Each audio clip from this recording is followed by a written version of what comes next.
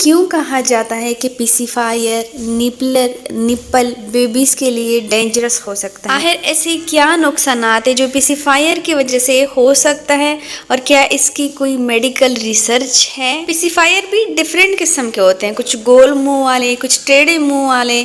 तो कौन सा पेसिफायर सबसे अच्छा है जो कि हमारे बेबीज को कम नुकसान दे या नुकसान ना दे? और साथ ही साथ पेसिफायर को अगर हम छुड़वाना चाहे तो किस एज में छुड़वाना चाहिए, और इसके मुतबादिल ऐसी क्या चीज़ है जो कि पेसिफायर की कमी भी पूरी करे और बच्चों को फ़ायदे भी दे। यही सब कुछ इस वीडियो में शेयर करने वाली हूँ। अस्सलाम वालेकुम एंड वेलकम बैक टू पख्तोलिश।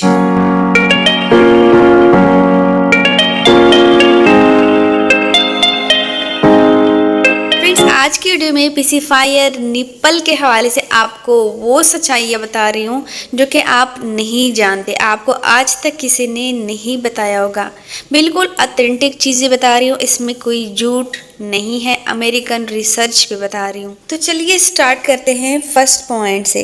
अमूमन आपने देखा होगा कि जो बच्चे पेसिफायर यूज़ करते हैं उसमें एयर इन्फेक्शन होता है, कान में दर्द भी हो सकता है, पीप भी कर सकती है।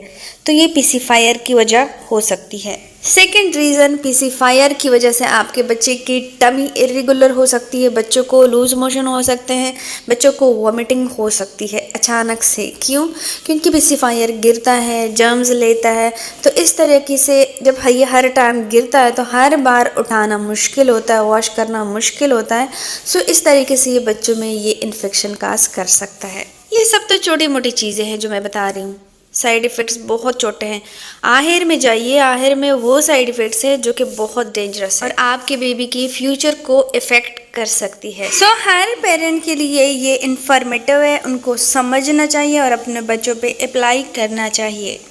एक अमेरिकन रिसर्च एकेडमी ने ये रिसर्च की कि जो बच्चे पेसिफायर लेते हैं, हम स्लीप के लिए ही अमूमन बच्चों के लिए पेसिफायर यूज़ करते हैं, तो जो बच्चे पेसिफायर लेते हैं वो ज़्यादा गहरी नींद सोते हैं, या जो बच्चे पेसिफायर के आदी नहीं है वो गहरी नींद सोते हैं। तो रिसर्च से ये बात साबित हुई कि जो बच्चे पेसिफायर लेते थे वो नींद में पेसिफायर गिरने की वजह से सडनली उठ जाते थे और क्राई करते थे। बच्चों की नींद इतनी गहरी नहीं होती थी, बार बार पेसिफायर को मुंह में लेना उनको देना पड़ता था। लेकिन जो बच्चे पेसिफायर के आदी नहीं थे, न्यूबॉर्न स्टेज से ही, वो बिल्कुल अच्छी और गहरी नींद सोते थे। ये भी एक पेसिफायर का साइड इफेक्ट है। पेसिफायर का यूज़ बेबी की लैंग्वेज डेवलपमेंट पे असर डालती है। बच्चे जो कि इस एज में 6 मंथ प्लस एज में सीखते हैं चूचा बाबू, ये चीज़ें सीखते हैं। तो पेसिफायर वाले बच्चे मुंह में पेसिफायर लेके चुप ही रहते हैं, गूंगे रहते हैं और उनकी लैंग्वेज डिले हो सकती है, जिसकी वजह से वो बच्चे बिल्कुल भी वोकली एक्टिव नहीं होते, बिल्कुल भी सीखने में इन्वॉल्व नहीं होते, लैंग्वेज लर्निंग नहीं करते। तो इसलिए वो बच्चे फिर लेट ही अमूमन बोलते हैं। 6 मंथ के बाद जो बेबीज़ को पेसिफायर की आदत पड़ जाती है, एक तो 6 मंथ के बाद, अगर 6 मंथ से पहले छुड़वा दिया सही किया, लेकिन 6 मंथ के बाद बेबी पेसिफायर आपको उसको दे रहे हैं तो उसके बाद छुड़वाना मुश्किल होता है। और क्या होता है कि पेसिफायर कभी कभी गायब भी हो सकता है। बच्चा 1 साल का हो जाता है, उसे प्लस हो जाता है, समटाइम मैंने खुद देखा है पेसिफायर गायब भी हो जाता है। तो बच्चे चीखते चीखते जब तक आप उसके लिए पेसिफायर ना लेकर आएँ।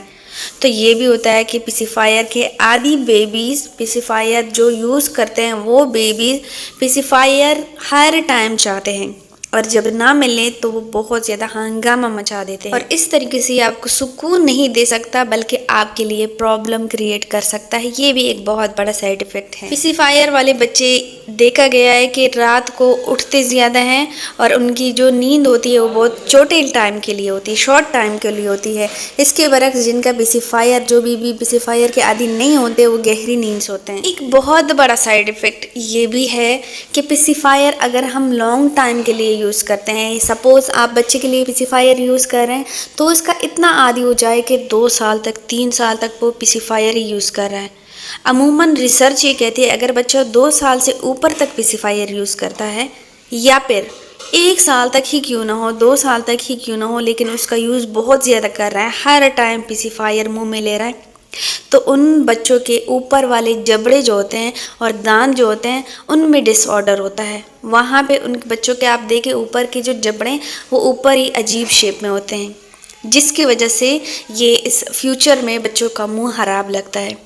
इसलिए पेसिफायर का टू मच यूज़ या काफ़ी बड़े एज तक यूज़ करवाना भी बहुत डेंजरस हो सकता है। इन फ्यूचर में बच्चों को प्रॉब्लम हो सकती है। बच्चों को इन्फेक्शन का खतरा ज़्यादा होता है जर्म्स लगने की वजह से। बच्चों का पेसिफायर गुम हो जाए तब भी क्राई करते हैं। अब बात करते हैं कि पेसिफायर कौन सा वाला ज़्यादा सेफ है। अच्छा, पेसिफायर दो तरह के होते हैं। ऑर्थोडोंटिक पेसिफायर इस तरह के शेप में होता है, बिल्कुल भी ऊपर एक जगह गहरी होती है, एक जगह ऊपर होती है। दूसरा इस तरह का पेसिफायर होता है, ज़्यादा बच्चों को ये इजी लगता है क्योंकि ये ज़्यादा सॉफ्ट होता है। ये है कन्वेंशनल पेसिफायर।